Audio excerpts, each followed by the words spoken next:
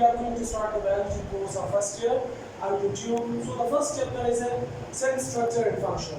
So we will start from cell. What is cell? So do you know all students what is cell?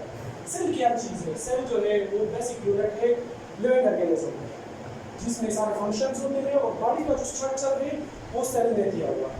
Cell is the structural and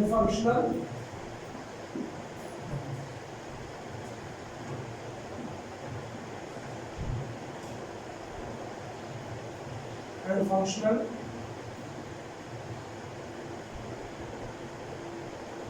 unit of life. जैसा कि आपको पता है कि आप सब जानते हैं कि सेल क्या चीज़ है, लेकिन वो बहुत से स्टूडेंट ऐसे हैं जिन्हें ये पता नहीं है कि सेल की हिस्ट्री क्या है, लाइफ ओरिजिनेट कहाँ से हुआ.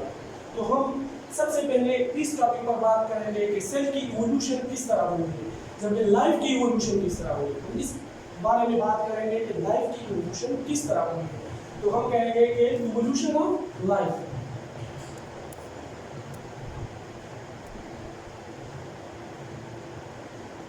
Evolution of life. आप सबने सुना होगा कि ये जमीन जो है ये किस तरह बनी हुई है. बिग बैंग थ्योरी के बारे में सब स्टूडेंट्स ने सुना होगा कि पानी था, पानी का गोला था, पानी आग बन गई, आग से जो है आपके पास ये ज़मीन वजूद में आ गई.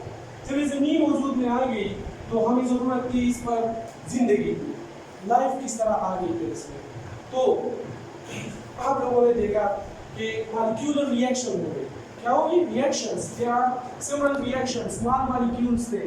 ये जो एनवायरनमेंट था, एनवायरनमेंट, सबसे पहले हम एनवायरनमेंट की बात करेंगे. एनवायरनमेंट जो था ये क्या था? ये था oxygen free, oxygen free environment. Oxygen free environment था, ऑक्सीजन नहीं था इसमें, तो लाइफ भी पॉसिबल नहीं थी. इसमें और बहुत से गैसेस थे, जैसे कि आपके पास है methane, CH4, H2S, hydrogen sulphide, H2. तो इन केमिकल ये थे इनऑर्गेनिक कंपाउंड्स. क्या चीज थे? Inorganic compound. आप सब जानते हैं ये क्या था? Inorganic compounds.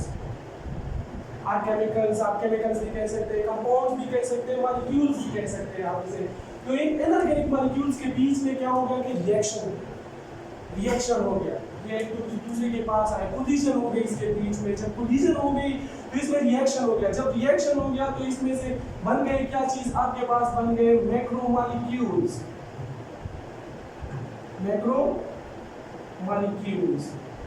मैक्रोमॉलिक्यूल्स का क्या मतलब है? आपके पास बड़े बड़े मॉलिक्यूल्स बन गए.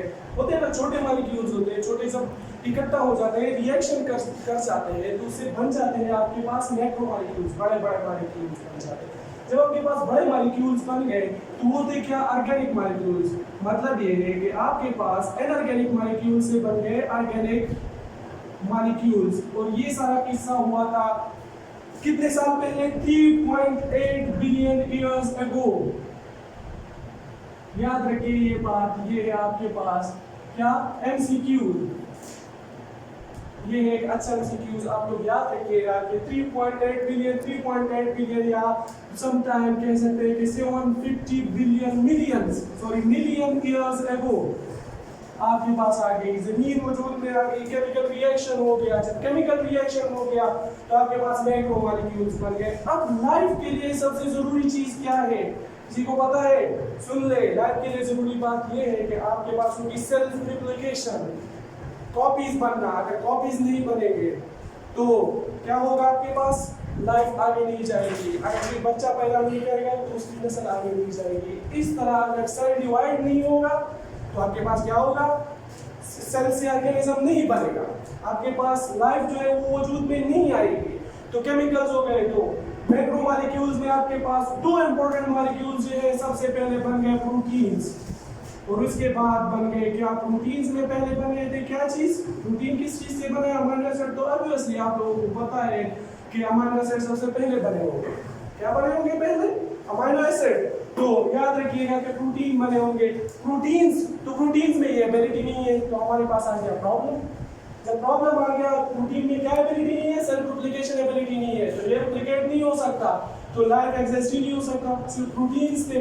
तो हमारे पास आ गई क्या चीज, ऐसे ही केमिकल रिएक्शंस की वजह से हमारे पास वजूद में आ गया क्या चीज, न्यूक्लिक एसिड। याद रखिएगा न्यूक्लिक एसिड। न्यूक्लिक एसिड में क्या चीज था सबसे पहले, किसी को पता है? नहीं होगा, ये भी एक अच्छा एमसीक्यू है, याद रखिएगा कि ये था आरएनए, राइबो न्यूक्लिक एसिड। आपके पास क्या चीज आ गया, आरएनए। आरएनए में ये एबिलिटी थी कि ये खुद को कैटलाइज करके सेल्फ रिप्लिकेशन कर लिया करता था। अब क्या हो गया कि जब आरएनए बन गया 3.8 बिलियन ईयर्स अगो आपके पास आरएनए बन गया, तो हमें जरूरत थी इस आरएनए को प्रोटेक्शन की। जब प्रोटेक्शन की जरूरत थी तो केमिकल्स जो है, केमिकल्स तो मौजूद थे, जब केमिकल्स मौजूद थे तो वो पॉलीमराइज हो गए, उससे एक चीज बन गई जिसे हम कहते हैं क्या चीज, माइक्रोमोलेक्यूल बन गया फास्फोलिपिड। अब फास्फोलिपिड्स क्या चीज है, फास्फोलिपिड ये आपके पास लिपिड्स की एक टाइप है जिसमें फास्फेट मौजूद होता है, और ये फास्फोलिपिड जो है ये इसके इर्द गिर्द घेरा बना लिया, मतलब एक मेम्ब्रेन बन गया इसके इर्द गिर्द। आपके पास आरएनए के इर्द गिर्द एक मेम्ब्रेन बन गया। तो सबसे पहले जो सेल बना था आरएनए था उसमें, और इसके इर्द गिर्द क्या चीज थी, ये था फास्फोलिपिड। याद रखिएगा इस बात को, ये भी एक बहुत अच्छा एमसीक्यू है, आ सकता है ईटा वगैरह में। एक था आरएनए, आरएनए अंदर जो था जीनोम जिसे हम कहते हैं, या जेनेटिक मटेरियल जिसे हम कहते हैं, वो था क्या चीज, आरएनए था। और जो इसके इर्द गिर्द मेम्ब्रेन था वो फास्फोलिपिड से बना हुआ था। ये सबसे इनिशियल स्टेप था इवोल्यूशन का, सेल के फॉर्मेशन का, लाइफ के ओरिजिनेशन का। आपके पास लाइफ बन गई।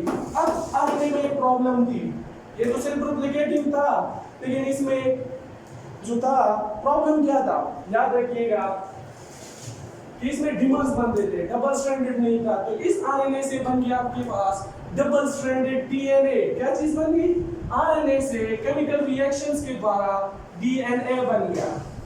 क्या चीज बन गई, डीएनए बन गई। और डीएनए जो है वो आपके पास चल नाउ जेनेटिक मटेरियल है। आपके पास क्या चीज है, ये जेनेटिक मटेरियल है। अब ये बन गया आपके पास एक छोटा सा सेल। अब इस सेल से बनता जाएगा क्या, कौन सा सेल, बड़ा सेल, जिसे हम कहते हैं यूकैरियोटिक सेल। ये तब हम इसे सिंपली कह सकते हैं यूकैरियोटिक सेल। अगर डीएनए हो और डीएनए के इर्द गिर्द आपके पास फास्फोलिपिड हो और कुछ राइबोसोम्स वगैरह जो डीएनए और आरएनए और प्रोटीन से बने हैं, तो वो चीज थी इसमें, और इसे हम कह सकते हैं कि प्रोकैरियोटिक सेल्स। तो आपके पास, या हम कह सकते हैं कि बैक्टीरियल सेल, बैक्टीरियल सेल बन गया, या प्रोकैरियोटिक सेल्स हम इसे कह सकते हैं कि प्रोकैरियोटिक सेल बन गया। अब देखते हैं कि प्रोकैरियोटिक सेल से हमारे पास यूकैरियोटिक सेल कैसे बनता है। तो जब बहुत सारे बैक्टीरियल सेल्स इकट्ठा, उसने कॉलोनी बना रखी थी, बहुत सारे सेल्स थे, उसमें डिवीजन हो गए। आपके पास एक बैक्टीरिया है, डीएनए है उसके अंदर, डीएनए है, सेल है। दूसरा जो है डीएनए है, सेल है, डीएनए है। बैक्टीरिया में एक एबिलिटी है, ये कॉलोनियल फॉर्म में ज्यादातर ऑलमोस्ट बहुत से बैक्टीरिया जो है वो कॉलोनियल फॉर्म में रहते हैं या एक दूसरे के करीब रहते हैं। तो आपके पास हो गया डीएनए, सेल्स आ गए, बहुत सारे सेल्स आ गए, इसमें डीएनए, इसमें डीएनए, बहुत सारे सेल्स आ गए। अब इससे प्रोकैरियोटिक सेल्स कैसे बनेगा, ये बहुत बड़ा कंफ्यूजन है। इस तरह एक मैकेनिज्म है जिसे हम कहते हैं एंडोसिम्बियोसिस। क्या कहते हैं इसे, एंडोसिम्बियोसिस।